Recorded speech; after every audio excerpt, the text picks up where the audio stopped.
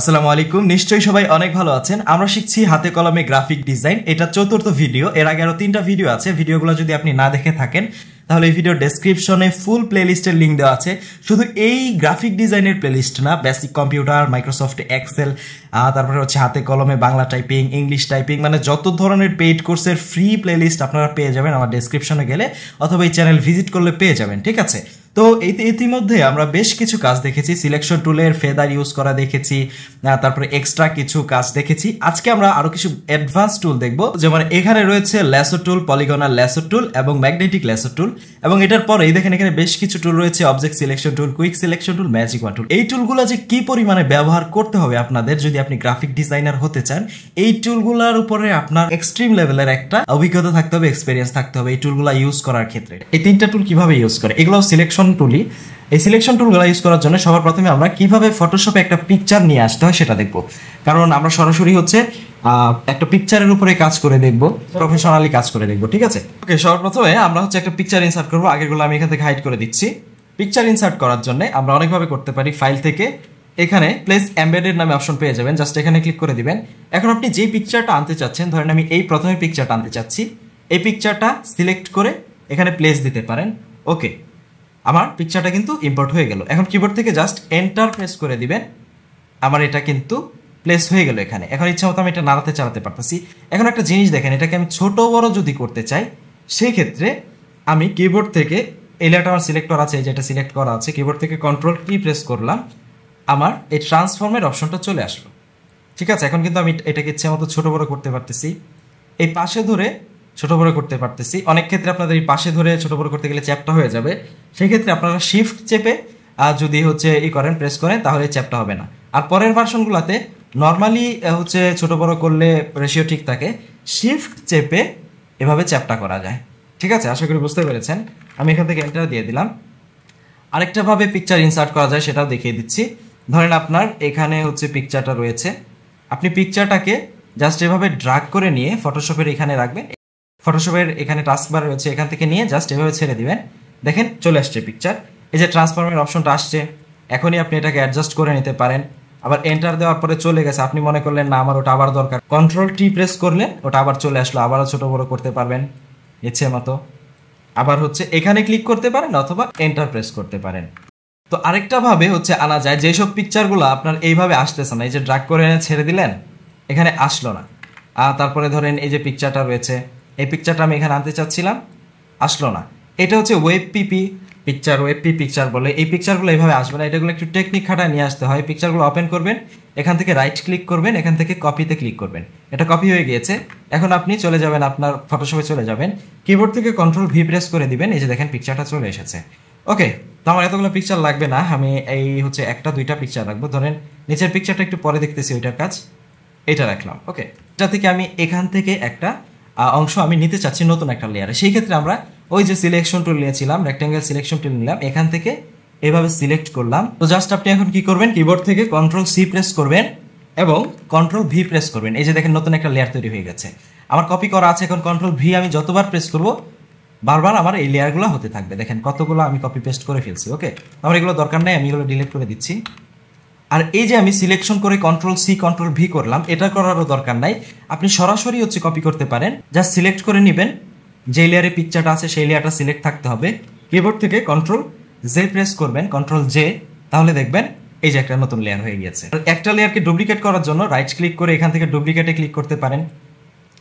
ওকে, duplicate layer, এই যে একটা লেয়ারকে আরেকটা লেয়ার বানাইলেন। আপনি যদি চান না আমি ওখান থেকে ডুপ্লিকেট করবো না, আমি জাস্ট লেয়ারটাকে ধরলাম, কিবোর্ড থেকে কন্ট্রোল জে প্রেস করে দিলাম, এই যে দেখেন আমার এই লেয়ারটা কপি হয়ে গেল। ওকে, আমি এই 2টা ডিলিট করে দিচ্ছি।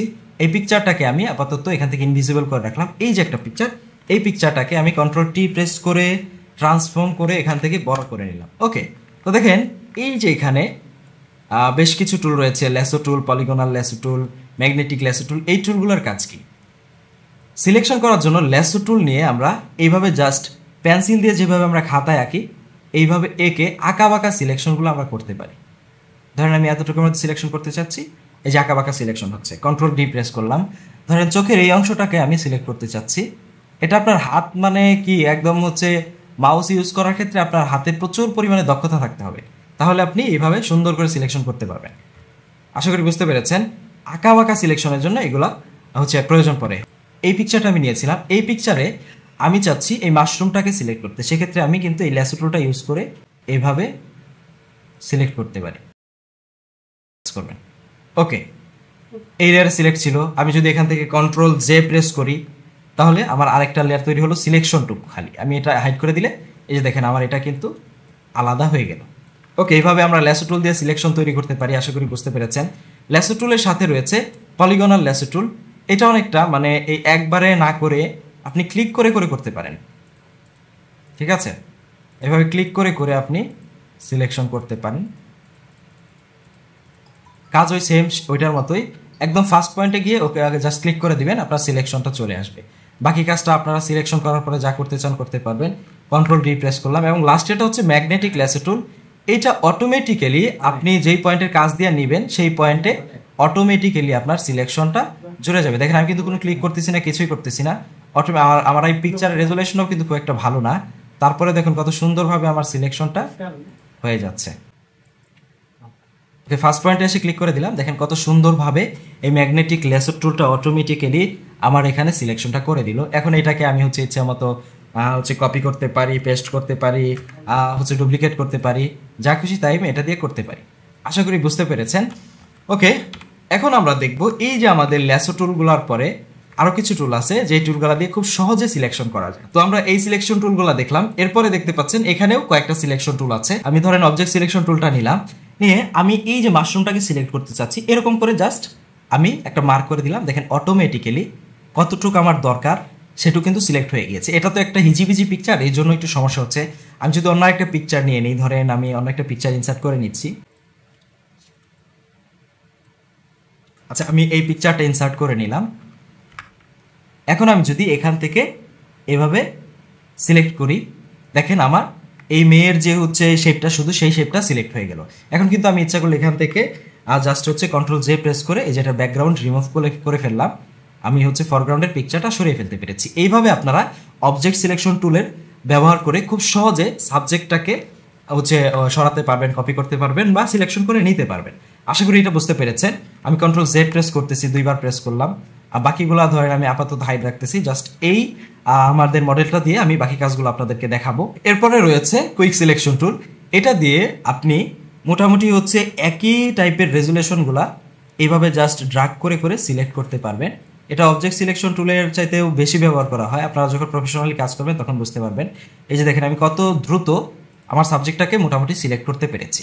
ওকে, এবং লাস্টেরটা আছে হচ্ছে ম্যাজিক ওয়ান টুল। এইটা এই আপনার পিকচারে, ইন্টেরিয়র পিকচারে আমি কন্ট্রোল ডি সিলেক্ট করলাম। আপনার এই ইন্টেরিয়র পিকচারে একই কালারের যত হচ্ছে পিক্সেল আছে সবগুলো একবারে সিলেক্ট করে। যেমন আমি যদি এই হলুদটাতে ক্লিক করি, দেখেন সবগুলো হলুদ, মানে যেগুলো এই সেম কালারের সাথে মিলে সেগুলো কিন্তু সিলেক্ট হয়ে গিয়েছে। এই জায়গাটা একটু কিন্তু ডিপ হলুদ, এই জন্য সিলেক্ট হয় নাই।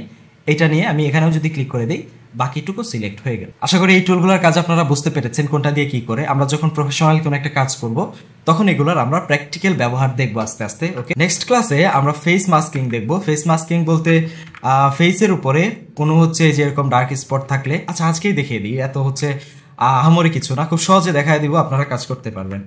তো সবার প্রথমে আপনারা সিলেকশন টুলের কাজগুলো করবেন, তারপরে এই ভিডিওর এই নেক্সট পার্টটা দেখবেন আপনারা।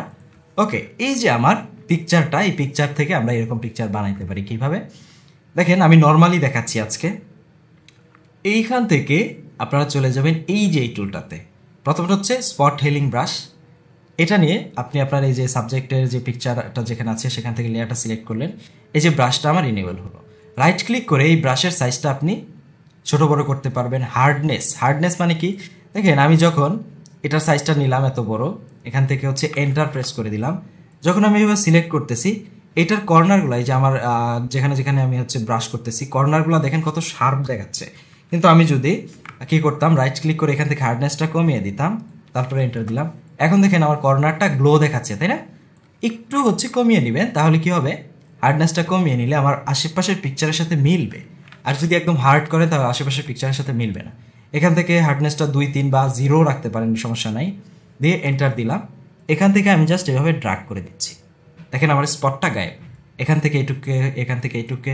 এভাবে আপনারা ফেসের উপরে, যারা ফেসবুকে ছবি দেন তারা আপনাদের ফেসকে এইভাবে হচ্ছে সুন্দর করে ক্লিন করে নিতে পারে, খুবই সহজ।